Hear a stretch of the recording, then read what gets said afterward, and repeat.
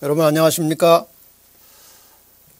종말 시대를 예언한 책 다니엘서 연구 두 번째 시간을 시작하겠습니다.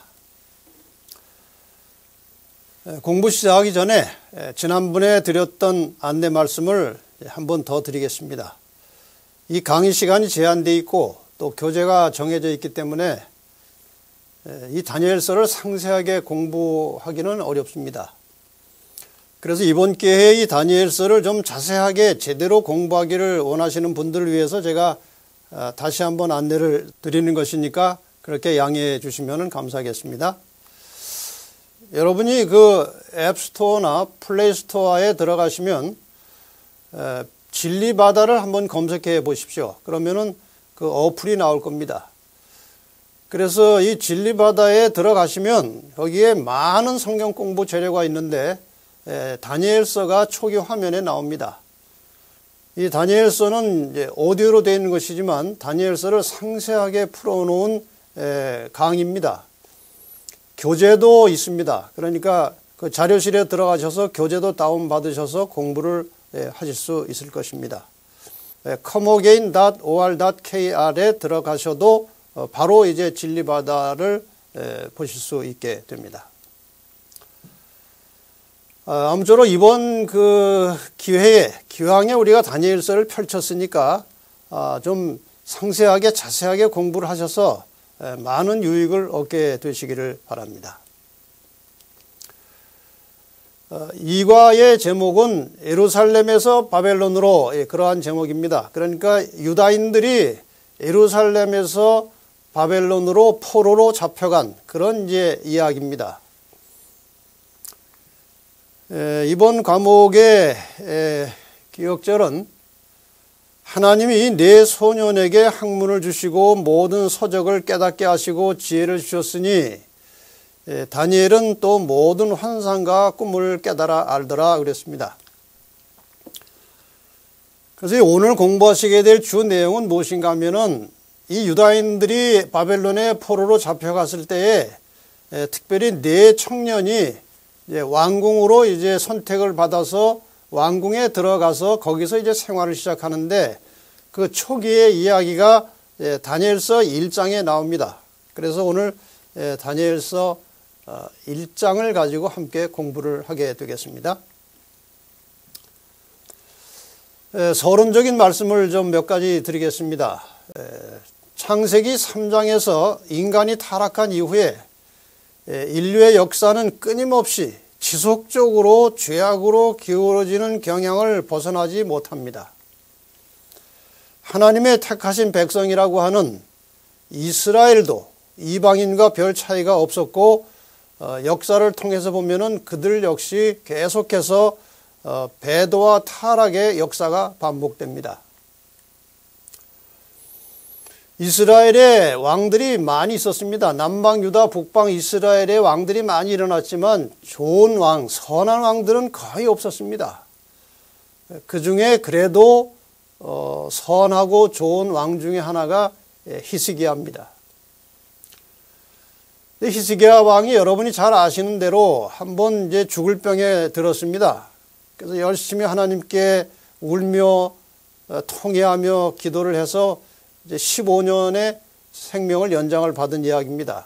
그런데 이 소식을 주변에서 듣고 바벨론에서 그 축하 사절단을 보냈습니다. 근데 이 축하 사절단을 만난 이 히스기야가 아주 기분이 좋고 이 흥분이 좀 돼가지고 이 자기 병을 낫게 해주신 하나님께 영광을 돌리지 않고 자기 자랑을 했습니다. 또 자기가 그동안 만들고 쌓아둔 모든 것들을 다 그들에게 공개를 하고 구경을 시켜준 것입니다. 이것이 하나님께 매우 불쾌했던 것입니다. 그래서 하나님께서 당시 선지자 이사야를 보내서 히스기야에게 이렇게 말씀하셨습니다. 이사야 39장 6절입니다. 보라, 날이 이르리니 내 집에 있는 모든 소유와 내 열조가 오늘까지 쌓아둔 모든 것이 다 바벨론으로 옮김바되고 남을 것이 없을 것이다. 그러니까 미래 언젠가는 네가 지금 자랑하고 보여준 것들이 다 뺏길 것이고 더 나가서 백성들도 포로로 잡혀갈 것이다. 그렇게 하나님께서 예언을 해 놓으셨습니다.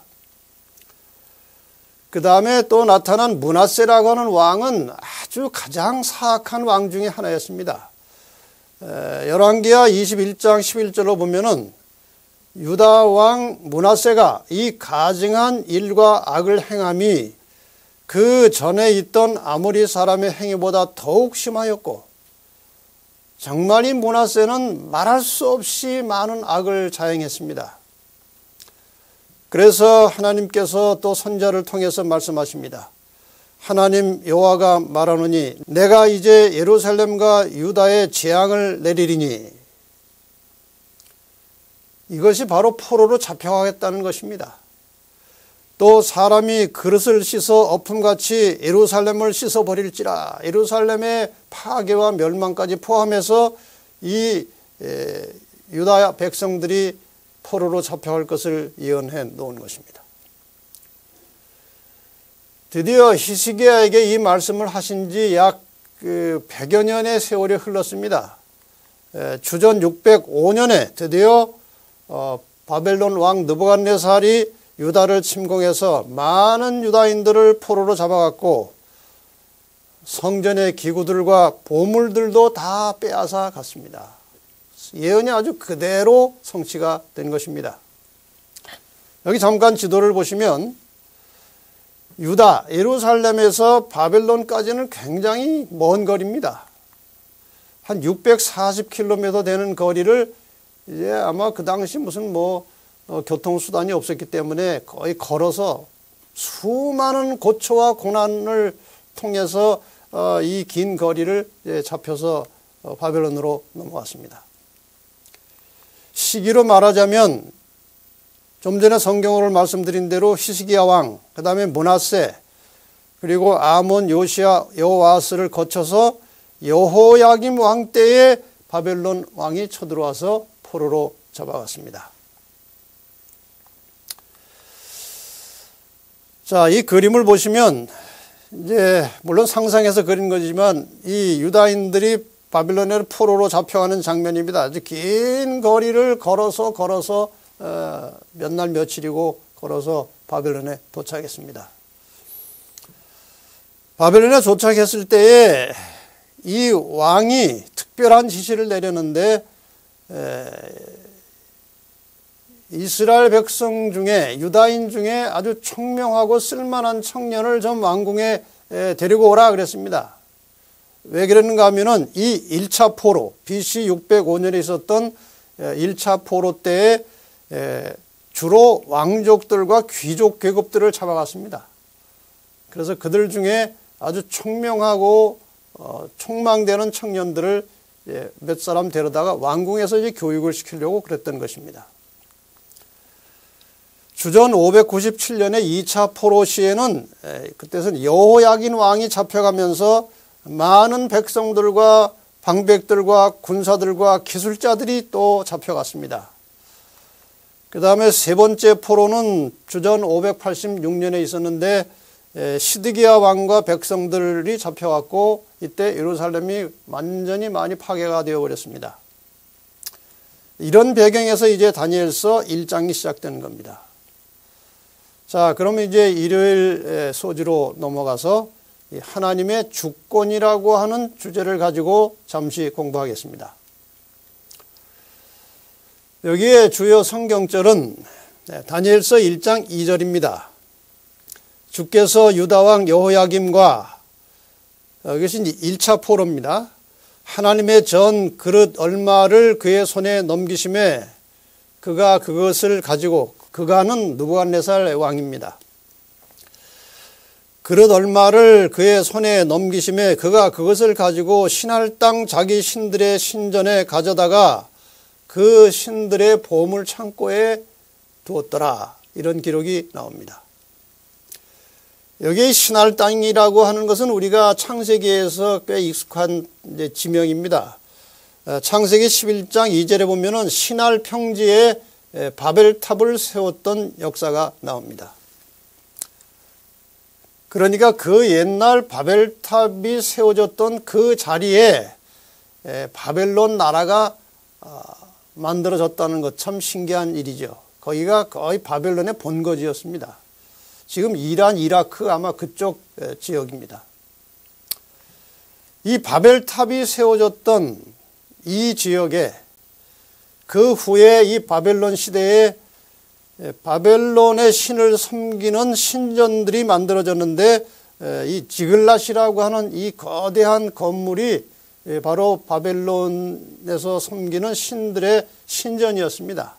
그러니까 이 예루살렘의 성전에서 빼앗은 보물과 기물들을 이 바벨론 신들의 신전에 갖다 넣었다, 그런 뜻이겠죠.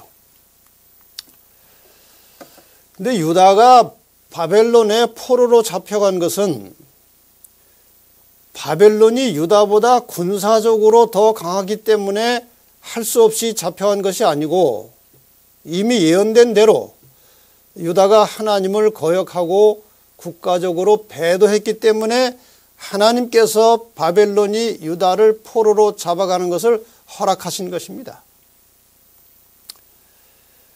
하나님께서는 인간 나라들의 흥망성쇠를 주관하시고 그런 역사적 와중에서도 항상 그분의 백성들을 구원하기 위해서 일을 하고 계십니다. 비록 유다 나라가 바벨론의 포로로 잡혀갔지만 그 유다인들이 때가 되면 다시 본국으로 돌아올 것이 예언되어 있었죠. 에레미야 29장에 보면은 이렇게 말씀이 나옵니다. 나 여호와가 이같이 말하노라. 바벨론에서 몇 년이요? 70년이 차면 내가 너희를 권고하고 나의 선한 말을 너희에게 실행하여 너희를 이곳으로 돌아오게 하리라. 포로로 잡혀갈 것이지만 너희가 한 70년의 포로 생활을 하고 다시 돌아오겠다고 하나님께서 약속을 하셨습니다. 다니엘이 그 사실을 알고 있었겠죠. 다니엘서 9장 2절에 보면은 곧 그 통치 원년에 나 다니엘이 서책으로 말미암아 여호와의 말씀이 선지자 예레미야에게 임하여 고하신 그 연수를 깨달았노니, 그러니까 다니엘이 이제 말씀을, 성경을 연구하다가, 두루마리를 연구하다가 하나님께서 예레미야 선지자에게 하신 말씀을 이제 깨닫게 되었다는 것입니다. 곧 예루살렘의 황무함이 70년 만에 마치리라 하신 것이니라. 그러니까 이 다니엘이 자기가 포로로 잡혀온 그때와 지금의 그 시기를 잘 계산해 보니까 그 70년이 거의 다 된 것입니다. 다니엘이 이제 그것을 알고 하나님께 매달려서 이제 간절히 기도하는 장면들이 다니엘서에도 나오죠. 여기에서 우리가 배울 교훈이 한 가지 있습니다. 하나님의 백성들이 이 세상에서는 자기의 문제 때문에 혹은 자기들끼리 때로는 외부적인 요인 때문에 다양한 원인에 의해서 고난을 당하지만 하나님께서는 계속해서 그 백성들을 지켜보고 계시고 마침내 저들을 구원하신다는 것입니다. 한 가지 이야기를 드리겠습니다. 여기 독수리 집이 있는데 이 독수리는 아주 가파른 절벽에다가 자기 집을 짓습니다. 왜냐하면 사람들이 접근해오지 못하도록 하기 위해서 그런다고 합니다. 이 독수리는 이렇게 가파른 바위산이나 절벽에 둥지를 만드는데 그 목적은 좀 전에 말씀드린 대로 보호를 위한 것입니다. 사람들이 와서 망가뜨리지 못하게, 새끼를 잡아가지 못하게 하도록 하기 위해서 이렇게 가파른 절벽이나 바위에 집을 짓습니다. 편한 자리가 아닙니다. 그러나 안전한 곳입니다. 목자가 양을 인도할 때에 우선 보기에 편안한 길로 가는 것이 아니고 안전한 길로 갑니다. 지금 당장 보기에는 편안하게 보이지만 그 길로 가다 보면은 양도둑이 나타나고 맹수들이 나타날 것이라는 것을 목자는 압니다. 그래서 이 목자는 당장 양들이 보기에 편안한 길로 인도하는 것이 아니고 좀 험하고 거칠어도 안전한 길로 인도하듯이 하나님께서도 우리의 길을 늘 편안한 길이 아니고 안전한 길로 인도하신다는 사실을 잘 깨닫게 되시기를 바랍니다. 두 번째로 이 새끼 독수리가 이제 날 때쯤 되면 둥지를 흩들어서 이 둥지가 편치 않게 만들어 놓습니다. 아주 불편해서 둥지를 벗어나고 싶도록 그렇게 만든다는 것이죠. 여기서 우리가 배울 교훈은 세상살이가 너무 안락하면 하나님을 잊어버립니다. 예수님 아주 가난하셨습니다. 머리 둘 곳도 없으셨습니다. 마찬가지로 그리스도인들도 이 땅에서 이런저런 고난과 희생이 있어야 하늘을 사모하게 되죠. 그래서 그런 교훈을 우리에게 주고 있습니다. 세 번째로 이 새끼 독수리가 이제 꼭 날개를 펼쳐서 날아야 될 때가 되면 이 어미 독수리가 이 새끼 독수리들 앞에서 이제 날개를 펼쳐서 이렇게 펄럭펄럭거리는 그런 장면을 이제 보여줍니다. 시범을 보여주는 것입니다. 이렇게 날개를 펴서 나르는 것이다 하고 보여주는 것입니다. 독수리가 날개를 펼쳐서 날 수 없으면 굶어 죽습니다. 이 독수리는 아주 쏜살같이 날아가서 먹이를 이제 낚아채서 잡아야 되기 때문에 이 날개를 잘 사용해서 잘 날라야 됩니다. 예수님께서 우리 하나님의 백성들이 어떻게 이 사탄의 시험을 극복하고 살 수 있는지 예수님께서 시범을 보여주셨습니다. 독수리 어미가 새끼들에게 시범을 보였듯이 예수님께서 시범을 보여주셨는데 그것은 철저한 말씀과 기도로 사탄을 물리셨다는 것입니다.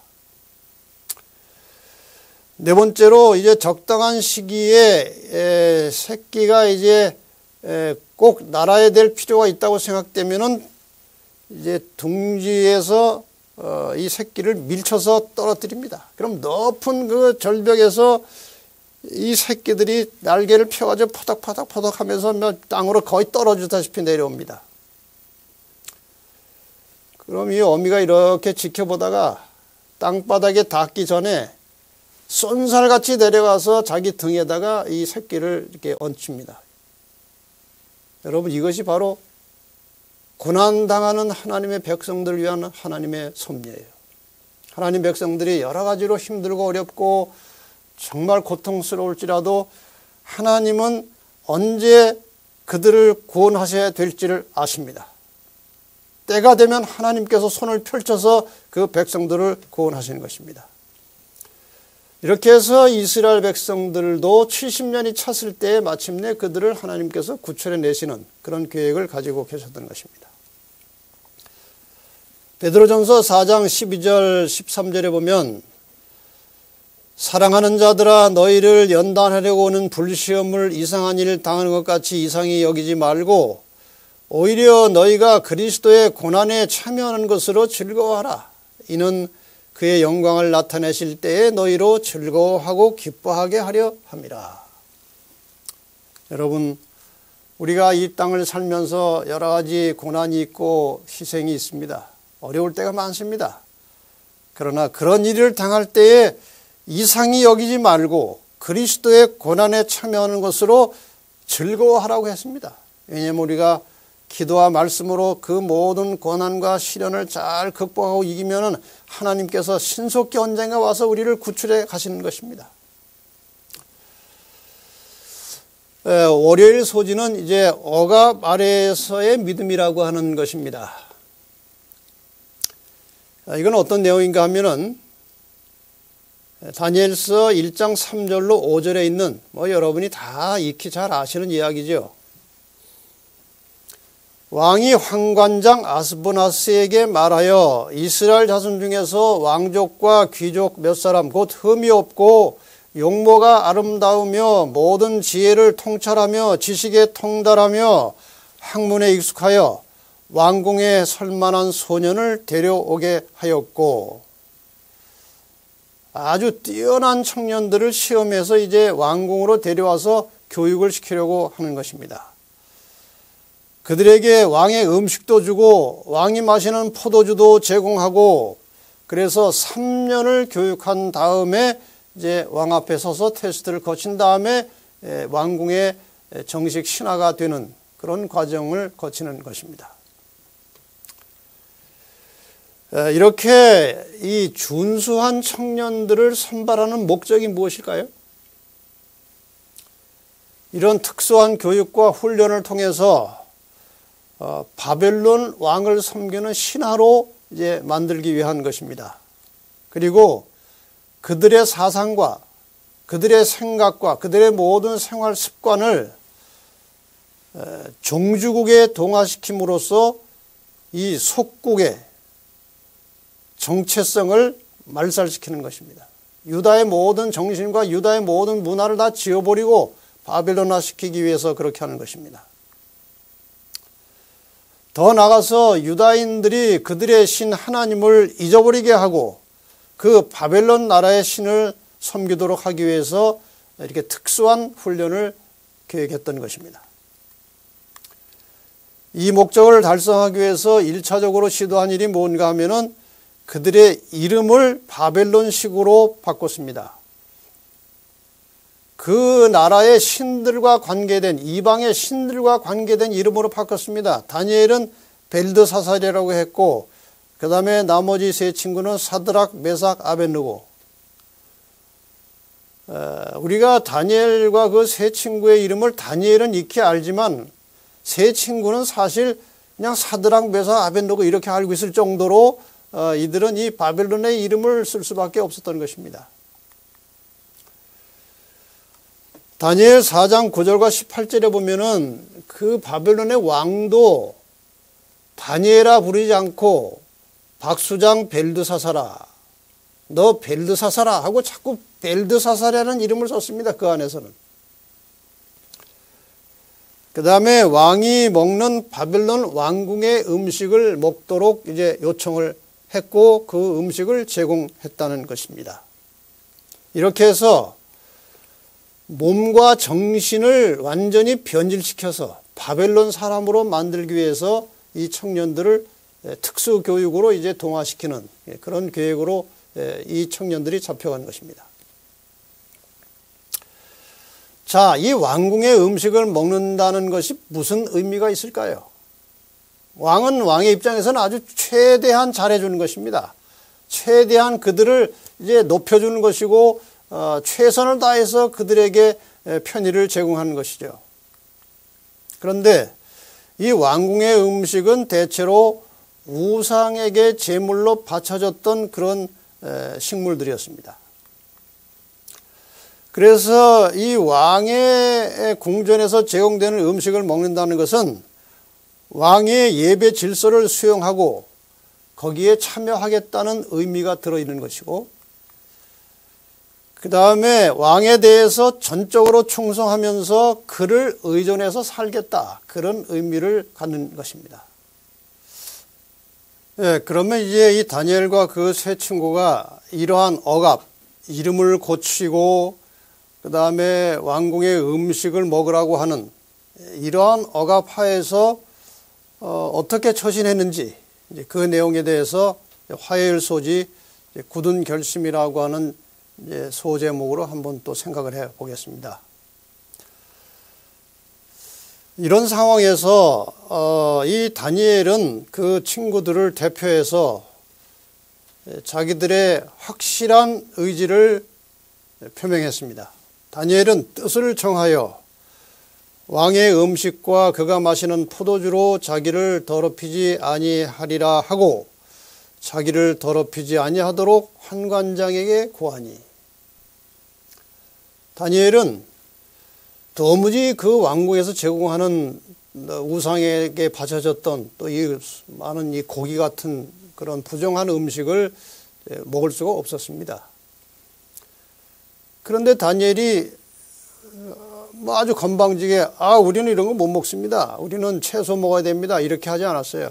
다니엘은 아주 공손하고 겸손하게 말했습니다.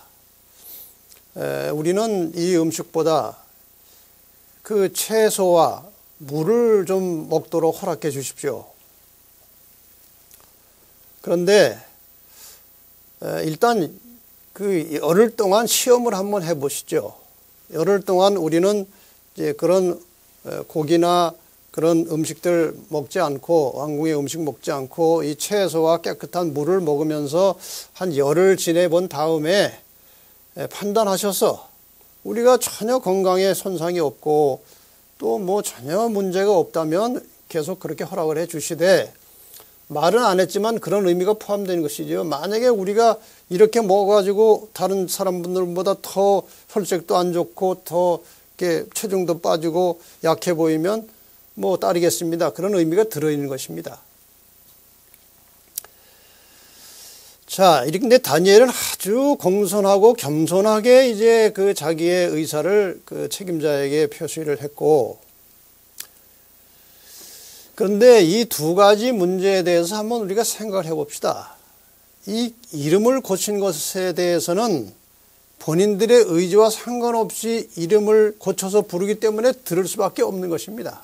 아마 자기들끼리 이름 부를 때는 그 고쳐진 이름 쓰지 않고 히브리 이름을 썼겠죠, 물론. 근데 이 음식은 자기 의지로 결정할 수 있는 것입니다. 안 먹을 수 있는 것입니다. 안 먹으면 되니까요. 그런데 그 상황에서 그 왕이 호의를 가지고 제공하는 음식을 거절한다는 것도 절대로 쉬운 일이 아니죠. 그런데 다니엘은 단호하지만 아주 공손하고 겸손하게 그렇게 해줄 것을 그 황관장에게 요청을 드렸던 것입니다. 드디어 열흘이 지났습니다. 다니엘 1장 15절로 보면은 열흘 후에 그들의 얼굴이, 다니엘 세 친구의 얼굴이 더욱 아름답고 살이 더욱 윤택하여 왕의 음식을 먹는 다른 소년들보다 더 좋아 보인지라. 여러분, 이렇게 열흘 사이에 그렇게 확 달라지고 큰 차이가 날 수 있을까요? 저는 두 가지를 생각해 봅니다. 이 청년들이 원래 그런 생활을 해왔기 때문에 원래도 더 다른 청년들보다 건강해 보이고 혈색이 좋아 보이고 아주 얼굴에 윤기가 있었을 텐데, 그 열흘 사이에 하나님께서 더 그들에게 복을 주신 것입니다. 그래서 비록 짧은 열흘 기간이지만 시험이 끝나고 보니까 큰 차이가 있었고, 이 환관장이 볼 때 그렇게 음식을 주어도 아무 문제가 없을 것이라고 판단했기 때문에 그들은 이제 3년 동안 그들이 원하는 음식을 먹고 살 수가 있었던 것입니다. 자, 여기에서 우리가 몇 가지 교훈을 한번 정리해 볼 수 있습니다. 첫째, 다니엘이 뜻을 정하지 않았다면, 내가 이 음식을 먹지 않겠다고 뜻을 정하지 않았는데도 하나님께서 은혜와 공유를 베푸셔서 황관장의 마음을 바꾸어서 그렇게 음식을 주었을까요? 그렇지 않습니다. 다니엘이 뜻을 정했기 때문에 하나님께서 그에게 은혜를 주신 것입니다. 마찬가지로 오늘 우리도 어떤 상황에서 자기의 결심과 의지와 결단이 있어야, 그리고 그것을 가지고 기도해야 하나님께서 도와주시는 것입니다. 저절로 도움을 받도록 그렇게 기대하지 마시고 항상 하나님의 말씀에 기초해서 자신의 의지와 뜻을 확고하게 가지고 하나님께 기도하시면 하나님께서 도와주실 것입니다. 그 다음에 3년간 하나님과 긴밀히 교통하며 순수한 채식을 했던 다니엘은 아주 맑은 정신과 탁월한 영적 감각으로 하늘과 교제하고 교통할 수가 있었습니다. 이건 이 종말 시대를 살아가는 하나님의 백성들에게 굉장히 중요한 메시지입니다. 이 마지막 시대의 이 성도들은 늦은비 성령의 역사를 기다리면서 종말 시대를 살고 있습니다. 그렇다면 다니엘과 그 친구들처럼 에덴의 음식으로 몸과 마음을 깨끗하게 정리하고 순결하게 유지할 때에 이 늦은비 성령의 역사에 동참할 수 있다는 사실도 이런 기회에 다시 한번 깨닫게 되시기를 바랍니다. 이 말씀을 한번 보고 넘어가겠습니다. 거칠고 자극성 있는 식물은 혈액을 뜨겁게 하여 신경계를 흥분시키며 빈번히 도덕적 지각력을 둔하게 하여 이성과 양심은 유격적인 충동에 의하여 지배당한다.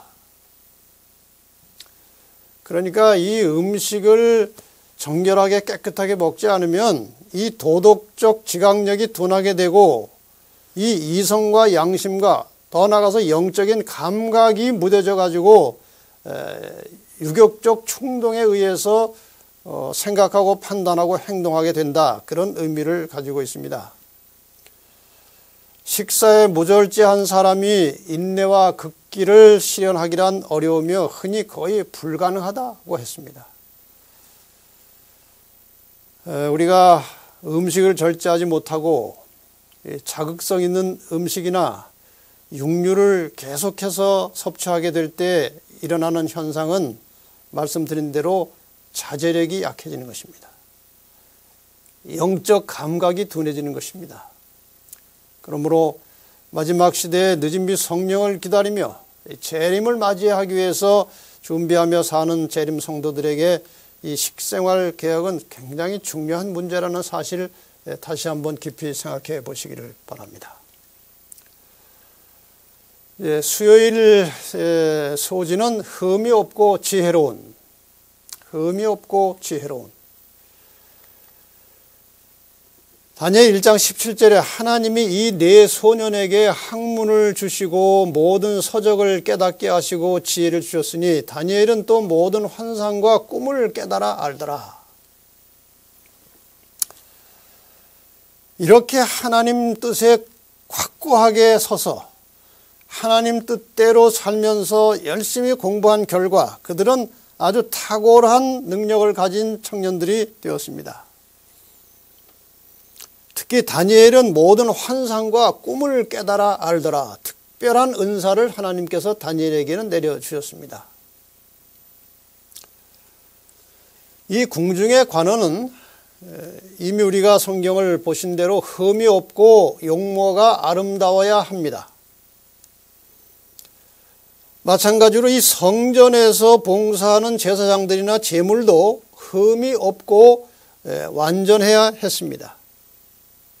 레위기 21장 21절에 보면은 제사장 아론의 자손 중에 흠이 있는 자는 나와 여호와께 화제를 드리지 못할지니 그는 흠이 있은즉 나와서 그의 하나님께 음식을 드리지 못하느니라. 일반 궁중의 세상의 궁중의 관원도 흠이 없고 용모가 아름다워야 했듯이 이 용모라는 것은 물론 겉으로 나타나는 외모 자체가 아니라 인간 사람 전체의 그 균형진 모습을 가리킨다고 볼 수 있겠습니다. 궁중 관원도 그래야 되는데 하물며 성전 봉사하는 제사장들은 하나님을 섬기는 제사장들은 더더욱 흠이 없고 성결해야 하는 것입니다. 저나 여러분이나 매우 연약하고 흠이 많은 사람들이지만 우리가 하나님의 자녀로서 하나님의 뜻을 받들어 이 땅에 왕같은 제사장으로 사는 날 동안에 우리는 우리의 몸과 마음을 정결하게 하기 위해서 최선을 다해서 기도하며 노력해야 될 것입니다. 여기 베드로전서 2장 9절에 보면은 오직 너희는 택하신 족속이요 왕같은 제사장들이라고 말씀하셨습니다. 바벨론 왕궁의 다니엘과 세 친구가 그 아래서 정말 흠이 없고 완전했듯이 오늘 우리는 하나님의 택하신 제사장들로서 정말 우리의 모든 삶에 있어서 흠이 없고 온전하게 되기 위해서 끊임없이 하나님께 기도하고 자신을 잘 관리해서 주님 오실 때 흠 없는 사람들로 서게 되기를 바랍니다. 여기 데살로니가전서 5장 23절에도 그 말씀이 나오지 않습니까? 평강의 하나님이 친히 너희를 온전히 거룩하게 하시고 또 너희의 온 영과 혼과 몸이 우리 주 예수 그리스도께서 강림하실 때에 흠 없게 보존되기를 원하노라. 이 세상에 아무도 완전한 사람은 없습니다. 그러나 적어도 하늘 하나님의 자녀로서 혹은 하늘의 제사장으로서 주님의 재림을 맞이해서 하늘에 올라가서 주님의 재림을 맞이하고요 하늘에 올라가서 살 사람들은 최선의 상태로 자기의 몸과 마음과 영혼을 보존하기 위해서 기도하고 노력을 해야 된다는 그런 뜻이죠. 다시 한번 우리 교훈을 살펴보겠습니다. 장차 하늘 왕궁에서 살 하나님의 자녀들은 육체적으로 최선의 건강 상태가 유지될 수 있도록 하나님께서 주신 건강 법칙에 철저하게 순종하며 살아야 할 것입니다. 두 번째, 도덕적으로 정직한 양심과 진실한 모습으로 살면서 주변의 모든 사람들에게 신뢰를 받아야 하는 것입니다. 세 번째로, 영성적으로 최고의 표준을 유지하면서 살 수 있도록 기도와 말씀을 통한 성령의 역사를 날마다 경험하면서 우리의 삶의 모습이 매일매일 조금씩이라도 우리의 온전하신 모델이신 예수 그리스도를 닮아가는 그러한 그리스도인이 되시기를 바랍니다.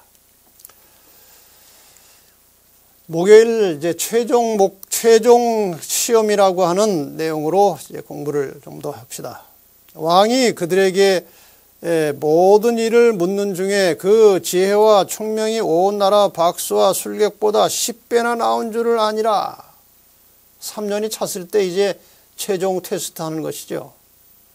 왕이 궁중에서 교육받은 청년들을 다 모아서 시험을 해보니까 그 다니엘과 세 친구들이 이 일반인들보다 10배나 뛰어났다는 것입니다. 다니엘과 그 세 친구들의 그 탁월한 모습은 궁중의 음식이나 바벨론 궁중의 그런 프로그램의 훈련의 결과가 아니었습니다. 하나님께서 그 자녀들에게 요구하시는, 하나님께서 그 백성들에게 말씀하시는 성경에 기록된 생활 습관, 그리고 하늘과의 친밀한 관계, 하나님과의 친밀한 교제, 이러한 것들을 통해서 육체적 건강은 물론이고 뛰어난 지적, 영적 능력을 가질 수 있었던 것입니다. 이것은 오늘도 마찬가지입니다. 그래서 이 전체적인 이야기를 통해서 우리가 다니엘서 1장이 주는 교훈을 한번 정리해 보십시다. 유다 나라가 바벨론의 포로로 잡혀갔다는 사실, 이것은 하나님께서는 그 백성들을 징계하시지만 마침내 구원하시고 그들을 통해서 일하신다는 사실을 우리는 깨닫게 됩니다. 또 다니엘서 1장에 나타난 다니엘과 그 친구들의 순결함, 하나님의 백성들이 이 죄악 세상에서 살지라도 얼마든지 신앙의 순결을 지킬 수 있다는 사실을 우리에게 보여주고 있습니다.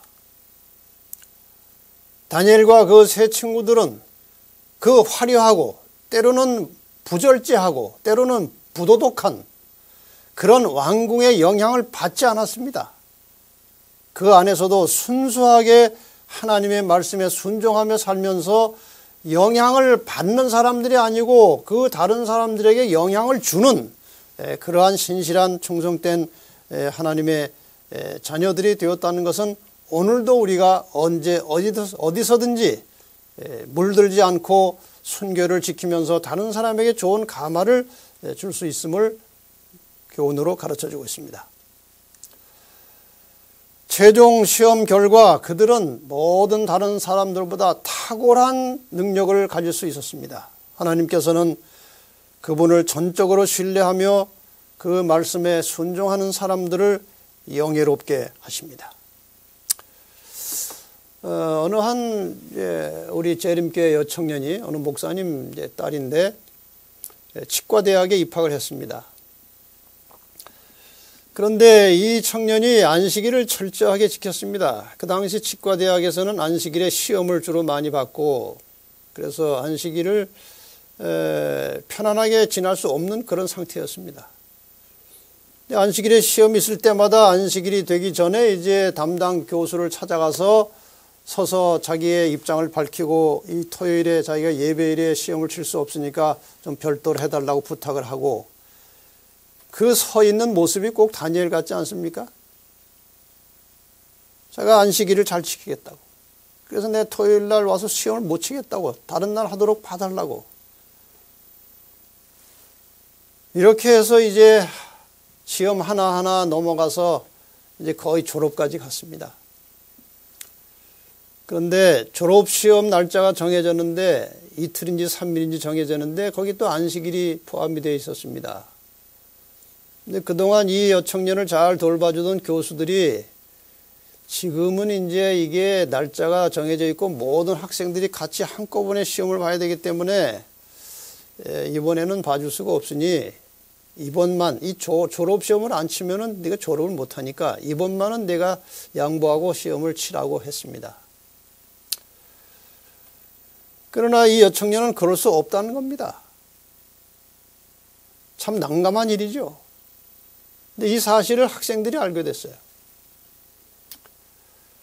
이 학생들이 이 여청년을 굉장히 좋아합니다. 이 여청년이 시험 못 치는 것을 자기들이 참 안타깝게 생각해가지고 그 탄원서를 냈어요. 우리 전체가 이 토요일 날 시험 안 치고 다른 날 치기를 원하니까 이 시험 날짜를 바꿔달라고 탄원서를 썼어요. 그래가지고 교수들한테 제출한 것입니다. 마침내 시험 날짜가 바뀌었어요. 평일날로 시험 날짜를 옮겼습니다. 그래서 시험을 치르고 무사히 졸업을 해서 지금은 치과 의사로 일하고 있죠. 여러분, 그 학생들이 왜 그랬는지 아십니까? 이 여청년이 안식일에 학교는 안 나갔지만 공부를 열심히 해서 탁월하게 잘했어요. 그래가지고 시험 때가 되면은 자기가 시험 예상 문제를 다 정리하고 요약해서 간추려가지고 그걸 복사해서 학생들한테 다 나눠준 것입니다. 그러니까 평소에 이 청년이 공부를 잘하고 탁월했지만 게다가 마음씨까지도 착해서 그 모든 시험 문제를 요약하고 정리해서 나눠주는 그런 아량을 보였어요. 그래서 마지막까지 그는 최후의 승자가 되었던 것입니다.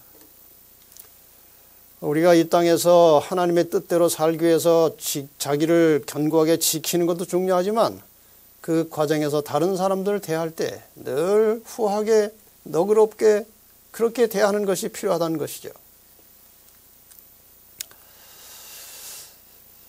자, 이제 잠깐 보충 수업을 하고 마치겠습니다. 다니엘서 1장 마지막 절에 보면은 다니엘은 고레스 왕 원년까지 있으니라고 되어 있습니다.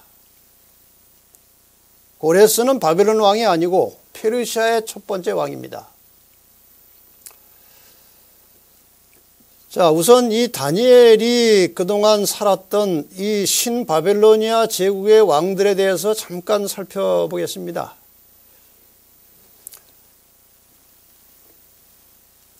우리가 이 바벨론 하면은 고대 바벨론과 신바벨론 둘로 나누어서 역사에 나옵니다. 이 고대 바벨론은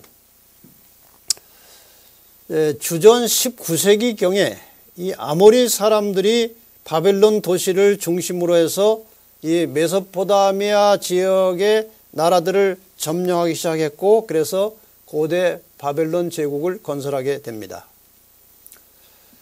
이렇게 해서 기원전 1895년부터 기원전 1595년까지 약 300년간 그 지역을 지배했던 나라를 우리는 고대 바벨론이라고 합니다.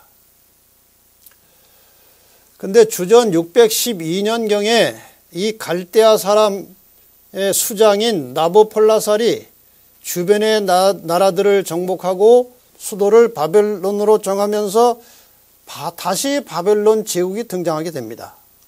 그러니까 이 신바벨론 제국은 나보폴라살이라고 하는 사람이 이제 시작했다고 봐도 괜찮습니다.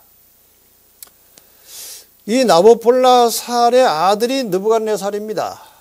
그래서 이 느부갓네살이 그 위를 받아서 최종적으로 모든 나라를 이렇게 평정하고 왕이 시작한 것이 주전 605년입니다. 이 왕이 시작되자마자 이제 이스라엘의 백성들을 포로로 잡아가죠. 주전 605년.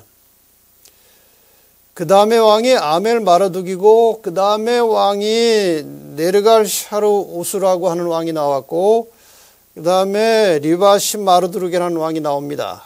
그 다음에 나보니더스라는 왕이 나오고, 그 다음에 마지막 신바벨론의 마지막 왕이 벨사살입니다. 벨사살이 이제 그 향연을 베풀고 이제 성전에서 가져온 그 그릇 가지고 술 따라 마시는 그런 아주 악행을 행하다가 이제 그날 밤에 바벨론은 망합니다. 이 바벨론을 멸망시키고 올라온 왕이 바로 고레스입니다. 그런데 실제 다니엘서에 나타난 그 바사왕, 페르시아의 첫 왕은 다리오라고 나옵니다. 우리가 이걸 잘 역사적으로 살펴보면 굉장히 복잡하고 아주 정확하게 설명하기는 쉽지 않습니다만은 대략 이런 것이 정설입니다. 바벨론을 정복한 페르시아 왕 고레스가 메대 사람 다리오를 그 바벨론 지역의 통치자로 세웠다는 것입니다. 그러니까 이 메대 파사 제국이 바벨론만 정복한 것이 아니라 여러 나라를 정복했습니다. 그래서 이 바벨론의 책임을 다리오에게 맡겼다. 그렇게 보면 꽤 정확한 설명이라고 봅니다. 다니엘이 포로로 잡혀간 것이 주전 605년 나이가 한 18살쯤 되었다고 추정합니다. 그러니까 이제 바벨론이 망하고 페르시아 제국이 시작되었을 때 다니엘의 나이는 약 84세 정도 되었습니다. 그러니까 잡혀온 지가 한 66년, 포로로 잡혀온 지 한 66년 만에 이제 바벨론이 망하고 바사 제국이 시작됐다는 것이죠. 근데 나중에 보면은 이 다니엘은 이 바사 제국에서도 상당 기간 동안 같이 왕을 도와서 일을 한 기록으로 나옵니다. 그러니까 다니엘은 뭐 거의 90세 이상 살았지 않았나 그런 이제 추측을 할 수 있겠죠. 근데 방금 말씀드린 이 고레스라고 하는 왕이 나타날 것이 성경에 예언이 되어 있었다는 것이죠.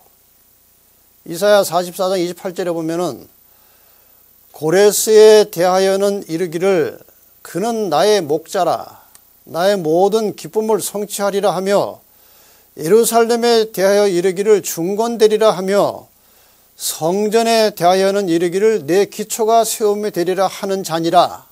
말이 좀 복잡합니다만은 이 고레스는 하나님의 일을 하는 목자라고 그렇게 표현이 되어 있습니다.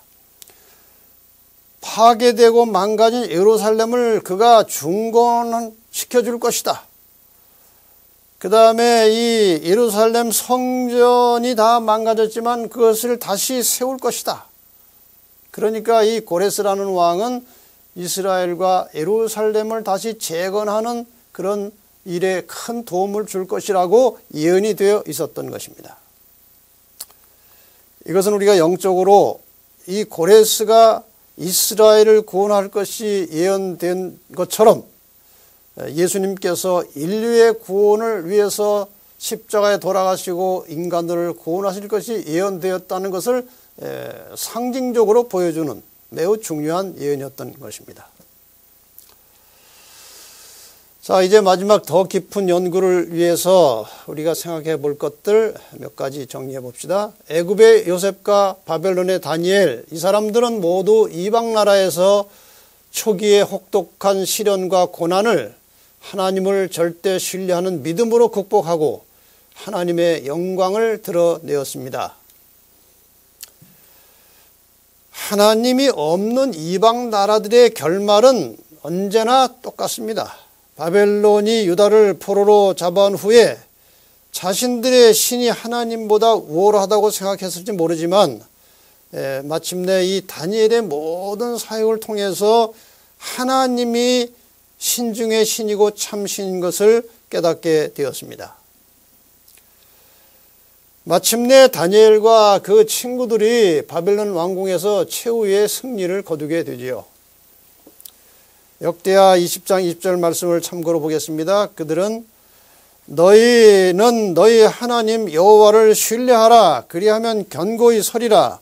그 선지자를 신뢰하라. 그리하면 형통하리라. 이 말씀을 그대로 성취시킨 사람들, 그들이 바로 다니엘과 그 세 친구들입니다. 이제 마지막으로 이 종말의 책 다니엘서 1장이 종말을 사는 그리스도인들에게 준 교훈을 다시 한번 정리해서 말씀드리고 마치겠습니다. 하나님의 백성들은 어떤 환경에서든지 말씀의 토대 위에 견고히 서서 세상과 타협하지 않는 사람들입니다. 두 번째로 하나님의 자녀들은 다른 사람들에게 자신의 의견을 제시할 때에 공손하고 겸손하게 하라는 교훈도 우리가 배웠습니다. 세 번째로 우리가 하나님의 말씀을 확고하게 지키면 하나님께서 우리를 견고하게 지켜주신다는 이 값진 교훈을 가슴에 간직하시기를 바랍니다. 마지막으로 하나님의 말씀이 지혜의 근본이기 때문에 그분의 말씀에 잘 순종하면 빛나는 인물이 될 것이라. 이것을 우리는 다니엘과 그 세 친구들의 삶을 통해서 분명하게 증거로 보았습니다. 아무쪼록 이번 일과를 통해서 여러분이나 저나 다니엘과 그 세 친구들이 가졌던 하나님의 말씀에 대한 견고한 믿음과 신뢰 그리고 순종하는 믿음을 가지고 다니엘과 세 친구처럼 그들이 이방 나라에서 마지막 승리한 것처럼 우리도 이 죄악 세상에서 승리하는 성도들이 되시기를 간절히 바라면서 일과 공부를 마치겠습니다. 감사합니다.